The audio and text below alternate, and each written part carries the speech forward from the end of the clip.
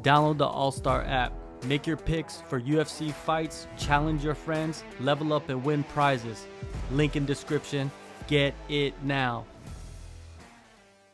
You know, a lot of people have been saying that Ilia Topuria is a copycat Conor McGregor. You know, he's just doing what Conor McGregor did, and I could see similarities, man. Like, you know, when you think back at Conor McGregor's rise, he did a lot of the same shit that Ilia Topuria is doing, right?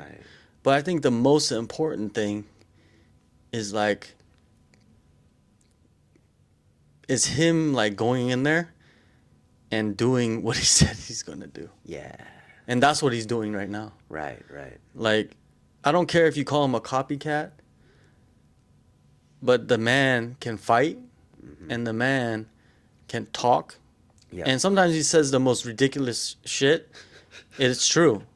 And Conor McGregor said the most ridiculous shit, right? Yeah.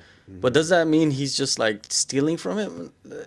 You know, Right. it's shit happens like that. You know, history repeats itself. Like, Yeah. what do you think? You know, like, you think like just because someone's talking shit and calling their shots that they're Conor McGregor want to be like there's been dudes before that. Yeah. That was doing exactly what Conor McGregor was doing. It just That's didn't true. become the massive star. Yeah.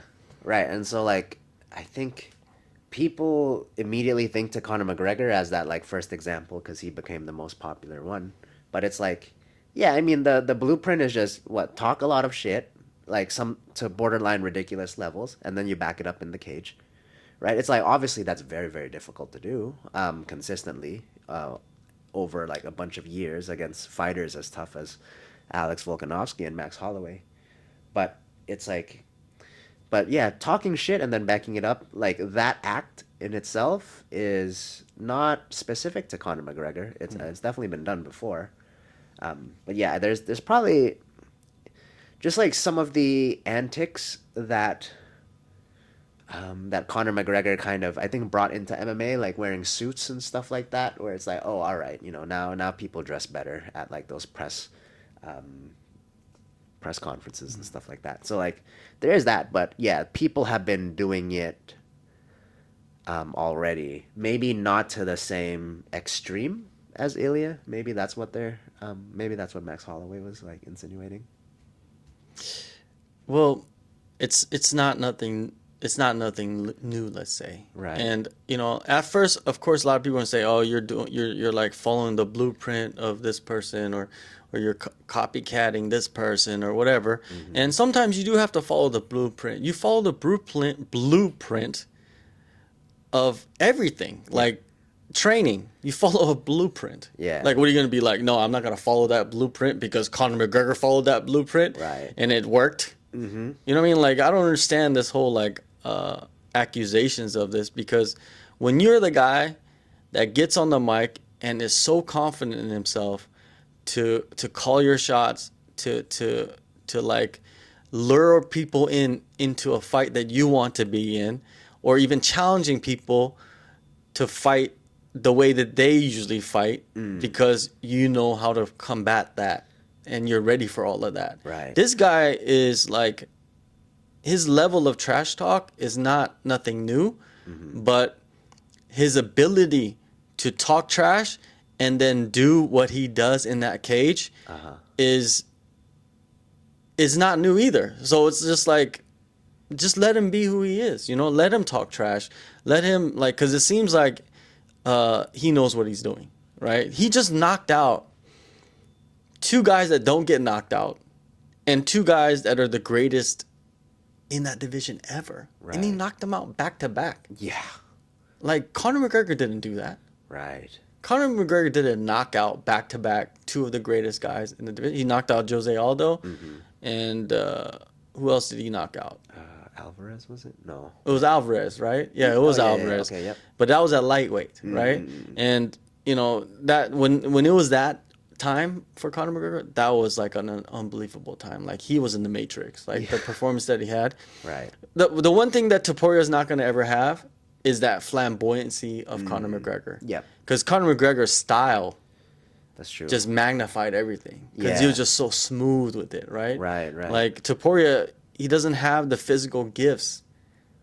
He does, but his own physical gifts. That's true. It's almost like you get the impression that these different components of his character don't quite line up to like, and I think so. It almost comes off clunky in some weird way, right? And because it's clunky, I think that's why people are like, people feel like he's copying someone else because it does not feel authentic to him, right? Like the personality doesn't match the fighting style, doesn't match the marketing method, doesn't match the character that you put on so that, you know, you can build intrigue for this fight. Like, he's obviously doing what he can, but there's probably some lack of, what's the word, like congruency or consistency around the whole character that's led up to this kind of criticism.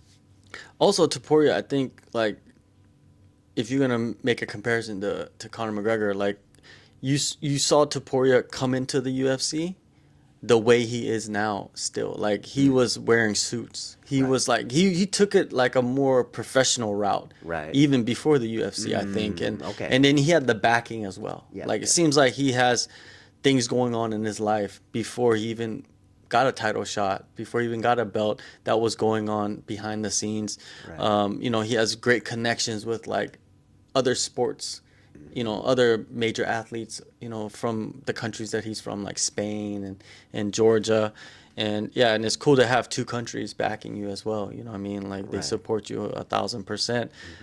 Yeah, I think he might be an upgrade of like what Conor McGregor did, right? But not as magnifying. Does that make sense? Like, he's an upgrade of like what Conor, because when Conor came into the UFC, he wasn't wearing the fancy suits already. He wasn't doing none of that. He was just he was kind of like dressing. He kind of transformed in our eyes, like into becoming who he becomes, right? Right. And I think people appreciate that more. I think people like you're like on the ride, you know. I see. And you latch on wherever station that you know, like, was it UFC this or UFC that? Like, you remember, like, when you first saw him fight. True. And if you watched him from the start, you know, he wasn't wearing like these 3-piece suits from the beginning, right? Right. This guy, he's his aura is different. Yeah. It's not going to be as magnifying. It could be. It possibly could be. We just don't know yet because he's so young in his career as a champion, right? But he's already knocked off, you know. Like, if he goes up and beats Makhachev, Yeah. yo, That's a career right there. yo, like, Holy you could shit. retire and you could be like, I was better than Habib. Yeah, for sure. Because you just beat the guy that's supposed to be better than Habib. Yeah. Right? And he stayed undefeated too. Imagine that, going up one division, beating Makhachev, who's probably pound for pound the best fighter in the world. Yeah. You know, in a lot of people's eyes. Yeah, and he's had to beat some of the best, like, pound for pound fighters in history. Exactly, right? Like, I feel like he's gonna try to avoid the Volk fight as much as he can. This is my feeling, but he needs to fight Volk again. Right. Like, to solidify his, like, legend status. That's true. In the division. If he beats Volk again, like, how could you not put him in the top? Yeah, because there's a very short list of top people 4. who've beaten Volk twice, right? It's just right. That's like No, there hasn't been. Only person is Makhachev. it's just Makhachev. Yeah, Right. so, and that's not even in the same division, right? So, like, I think from, like, what I see is, like, I think Topuria is gonna want to fight other people that are coming up, you know, like a Diego Lopez or something like that, because I think Volk is probably the one that's gonna give him the most problems if they do fight again. I think so. Yeah. You know, because I feel like them being the same size, and like height wise and stuff, Right. I think it gives him problems, and it gives advantages to Volk. And one thing you notice about Volk and Topuria, and this is a very good similarity that they have, is like they fight really well against tall guys. Yes. Guys that are much taller than them. Right, It's right. crazy because they shouldn't be featherweights, both of them. Right. Yeah. They're both. Well, I can't speak for Topuria because I've never like. But he's been in small physical too. Contact with him, but like Volk is ridiculously strong. Like, he feels so strong at that weight. Yeah, but they didn't even get to grapple though. You know what I mean? Like, when you look at like how tall they are, and even just look at their physical presence. Yep. they shouldn't even be fighting at featherweight. They should be fighting at bantamweight. They should be fighting at flyweight, maybe. Yeah, with their height. Yeah, with their height, but they're not. You know what I mean? And then they have to fight all these tall guys that are like 5'10". That's true. You know, some are 6 foot. Yeah. And they do really well, right? Too, yeah. And dudes have problems with the shorter guys because the angles. And I think like Volk, you know, under the circumstances of taking that first fight, you know, he has a lot of good things that he takes away from that fight. And I think the rematch is going to be incredible. Do I say Volk beats Topuria? I don't know. You know what I mean? Because he's got death touch. He does. Like, he's got the death touch. Like, there's no way you knock out two of the best dudes ever.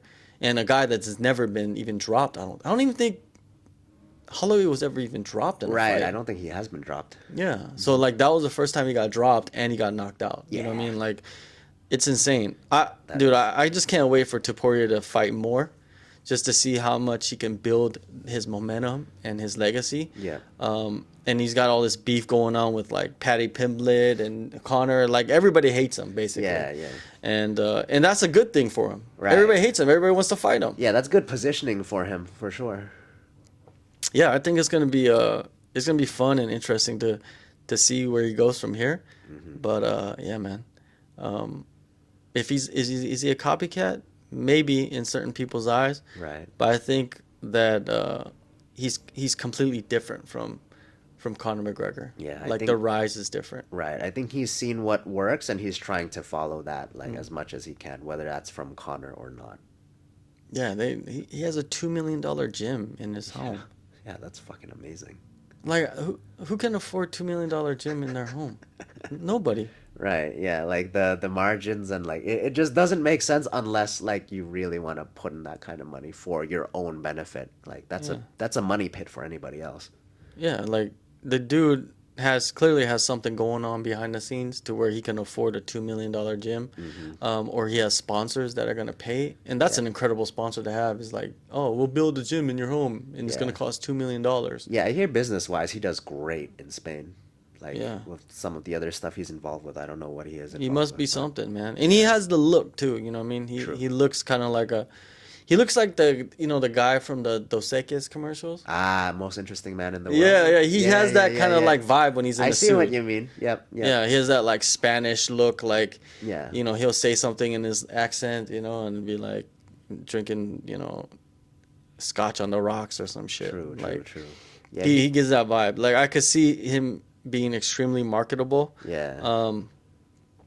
And he doesn't really say anything that's too crazy though. Right. I don't remember him saying, like, Conor has done some crazy shit. Yeah, like I think the main difference between the two is that Conor's personality comes off as like this loud spoken, you know, like you'll hear him from across the room kind of thing where like Or he's Irish, you know. Yeah.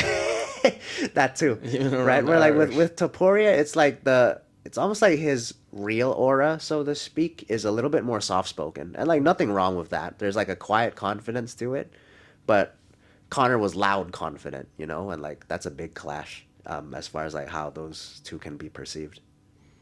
Yeah, I'm invested. You know, I want to see what he can do. Yeah. And yeah, man, if you can, you know, create headlines and draw more and more attention to yourself, why the fuck not? Absolutely. This is fighting, man. Like, I'm pretty sure Topuria doesn't want to fight for 10 more years. Right. Maybe fight for another 5. Maybe get another 10 fights in, you know, and see what he can take this. Maybe retire undefeated. Who knows? Maybe he's the guy that retires undefeated. Like, he has a $2 million gym. That means he has so much money somewhere else, right? To where it's like he could just walk away and be like, I'm tired of this. Like, I don't want to do this anymore. Yeah, and you get the impression that he's being really, really deliberate and smart about this whole process. He is. Yeah, like the paydays that can come for him, especially going up to lightweight and yeah, man, fighting. And he has the same management team as Bo Nickel, I think. Okay. So like That they makes know a what lot they're of doing. sense. Yeah. They know what they're doing.